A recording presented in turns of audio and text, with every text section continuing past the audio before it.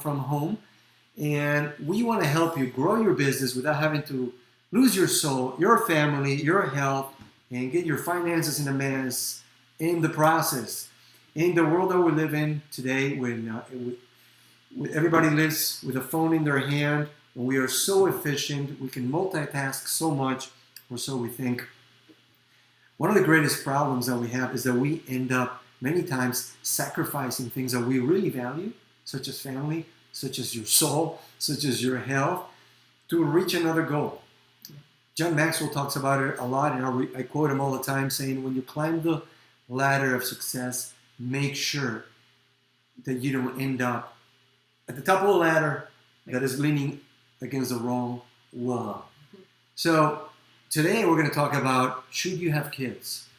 There's two different groups of people that we interact with a lot. One group is young people that are wondering whether they should even get married or have kids. Or maybe they got married and they're waiting to have kids. That's one group. And the other group is people that are already married or already have a child and they're wondering, should I have another child? Or they have two, and should I have a third one? Or should I wait to start having a family?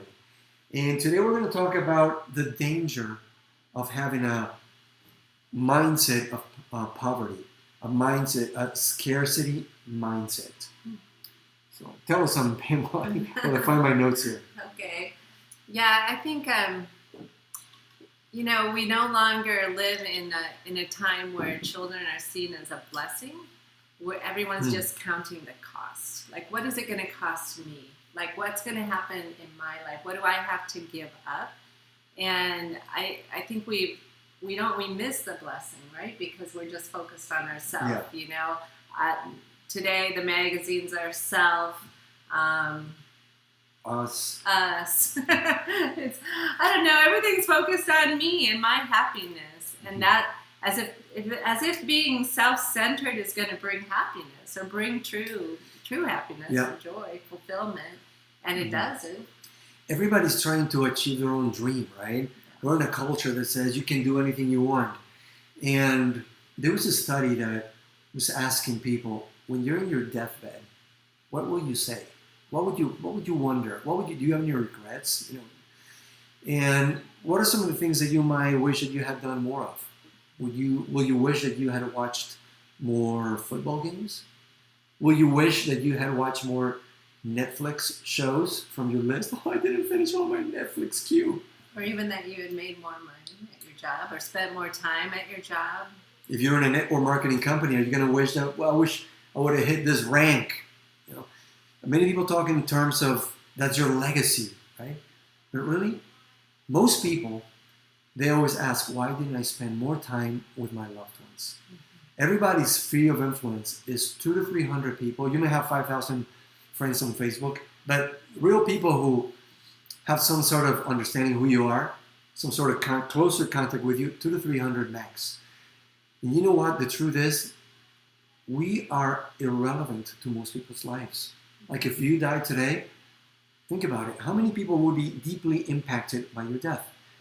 If I die today, and you happen to watch this, and you're somebody who knows us personally, you probably think, oh, what a tragedy. What can we do to help? For a brief moment. But eventually, everybody's got their own lives to take care of. And we're not impacted as deeply as we are by the people that are closest to us, by our family. When you think about it, used to be without technology, you really would only know the people that died because they did life with you, right? Yeah. And now we hear about deaths all the time. And we think we kind of know someone because they were in a movie we liked, and then we find out that they died. And so we feel sad. And I mean, it's real, the sorrow we imagine. We feel for their families, but it doesn't affect our lives. So we just go on with life, right? And that's how it is for most people. So who really matters in your life? It's going to be your family, the people close to you. That's who you should be focused on. Yeah, I was thinking about just recently, Chadwick Boseman was in the Black Panther. He just died of cancer in his early 40s. And it's a tragedy, right? But honestly, how did that directly affect your life? I was thinking about last year, almost been a year since Kobe Bryant passed away, that tragic death with his daughter.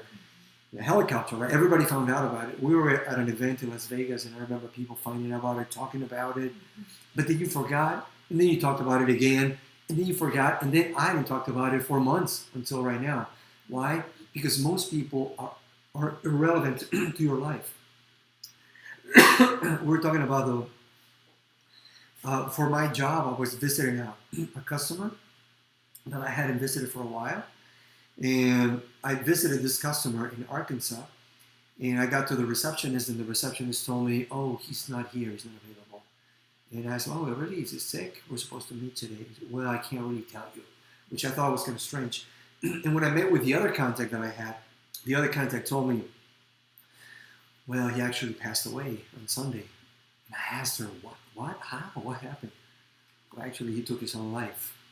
And I thought how tragic it was. I mean, I couldn't concentrate during the meeting that we had because I had talked to him just recently. He had 3 kids. And as I drove away, I kept thinking about it.